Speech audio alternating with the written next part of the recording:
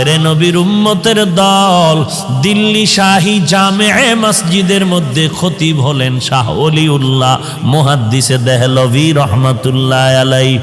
জুমার নামাজের খুতবায় যখন দাঁড়ায়, রুমাল দিয়া চেহারাটা ঢাকিয়া দাঁড়ায়। একজন দাঁড়ায় বলে, হযরত আপনি চেহারা ঢাকিয়া খুতবা পড়েন, কারণটা কি? আল্লাহর ওলি বলে, বাবা আগামী জুমায় তুমি জবাব নিতে আসবা।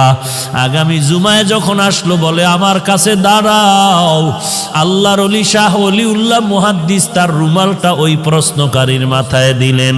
প্রশ্নকারী একটা চিৎকার দিয়া বেহুশ হয়ে জমিনে পড়ে গেল। হুশে আসার পরে বলে, বাবা রুমালটা মাথায় দেওয়ার কারণে তুমি চিৎকার দিলা কেন?